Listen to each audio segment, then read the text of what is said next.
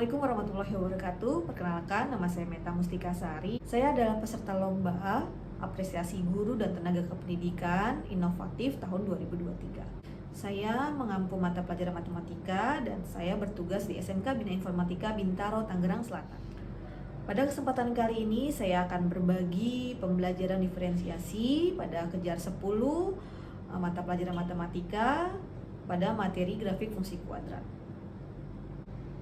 Tujuan pembelajaran fungsi kuadrat ini adalah agar peserta didik mampu memahami langkah-langkah membuat gambar grafik fungsi kuadrat dan juga mampu menyajikan gambar grafik fungsi kuadrat dengan tepat melalui aplikasi GeoGebra. Berdasarkan data asesmen awal yang saya lakukan pada awal pembelajaran melalui akupintar.id untuk mengetahui gaya belajar peserta didik, kemudian saya dapatkan data pertama sebanyak 11% peserta didik memiliki gaya belajar auditori. Kedua, sebanyak 19% peserta didik memiliki gaya belajar visual. Ketiga, sebanyak 71% peserta didik memiliki gaya belajar kinestetik. Waalaikumsalam warahmatullahi wabarakatuh. Gua absen dulu. Ananda Gio. Hadir nih. Gio ada. Aura. Hadir. Iba. Sakit. Iba sakit. Iya. Sudah ada suratnya. Kayaknya udah izin ke rektor. Hari ini seperti aku bilang kemarin belajar apa? Fungsi kuadrat ya. Jadi fungsi kuadrat yang mau kita bahas itu yang pertama kompetensinya kalian intinya adalah menggambar grafik. Jadi kita pakai gambar grafik. Nah, gambar grafik ini ada langkah-langkahnya. Jadi kita cari tahu dulu ada apa aja di dalamnya, karakternya gimana, sampai membuat gambar fungsi kuadratnya. Nah, kemudian kalau kemarin sudah kita bahas manfaatnya dalam kehidupan sehari-hari yang kamu pernah temui apa kalian masih ingat? Contohnya apa? Bata, bisa, apa lagi? Yang paling dekat sama kamu sehari-hari apa? Katanya sukanya olahraga, main apa? Bola basket. Ya ada tenis satu. Bola basket atau bola. Nah, udah baca-baca belum fungsi kuadratnya? Jadi ada pertanyaan, 10 pertanyaan tentang dasar tentang fungsi kuadrat. Kalian jawab, itu namanya pakai word wall. Apa bentuk umumnya? Kuadrat yang kuadrat gimana? AX sama. Terus?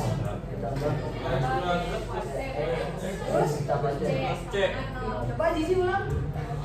AX kuadrat tambah BX kuadrat BX sama plus C C doang sama dengan 0. Ya.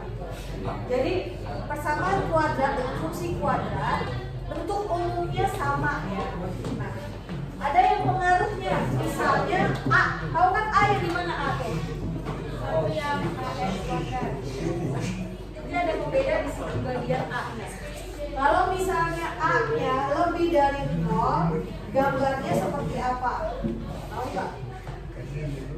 Kalau A-nya kurang dari 0, gambar grafiknya kayak gimana?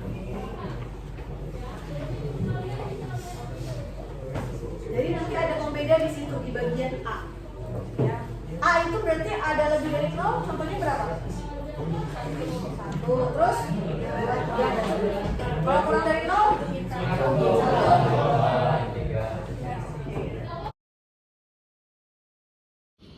Pada awal pembelajaran, peserta didik diberikan diagnostik tes awal tentang fungsi kuadrat melalui aplikasi WordWall yang berisi 10 soal pengetahuan awal. Kemudian diperoleh data siswa sebagai berikut. Sebanyak 21% peserta didik sudah memahami langkah-langkah membuat grafik fungsi kuadrat. Sebanyak 33% peserta didik sudah cukup memahami langkah-langkah membuat gambar grafik fungsi kuadrat. Dan sebanyak 46% peserta didik kurang memahami langkah-langkah membuat gambar grafik fungsi kuadrat. Kemudian, peserta didik akan dibagi menjadi 3 kelompok yaitu kelompok bawah, tengah, dan juga atas. Sehingga saya perlu merancang dan melakukan pembelajaran berdiferensiasi yang dapat mengakomodasi kebutuhan peserta didik dalam memberikan pemahaman agar mereka dapat menyajikan grafik fungsi kuadrat.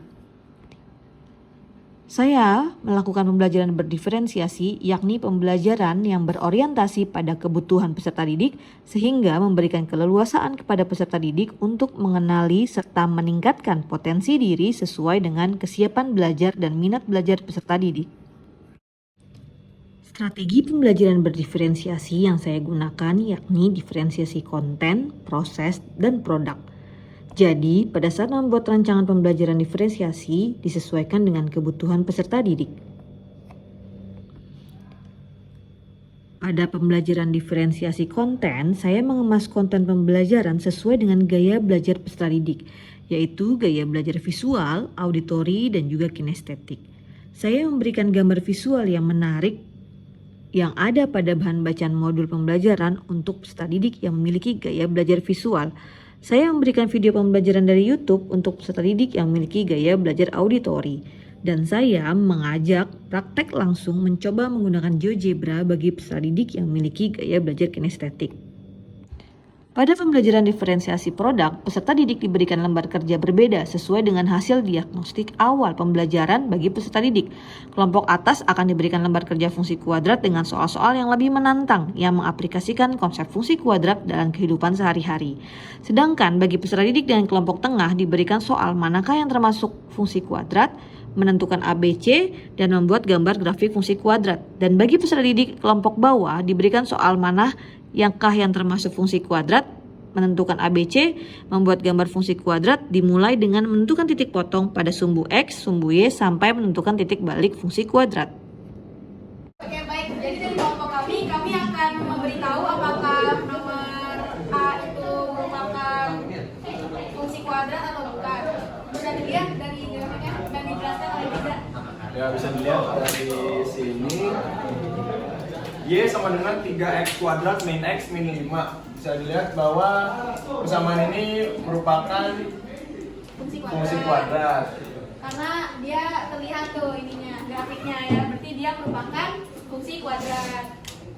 Bisa dilihat bahwa grafiknya tidak seperti yang sebelumnya ya. Ini malah hanya garis panjang seperti ini. Dan ini bukan termasuk persamaan kuadrat. Jadi fx sama dengan 5x tambah 7 bukan persamaan kuadrat. Setelah seluruh kelompok mempresentasikan hasil kerjanya, maka di akhir pembelajaran kita melakukan umpan balik kepada seluruh peserta didik menggunakan Google Form dengan metode tell, give, dan juga ask.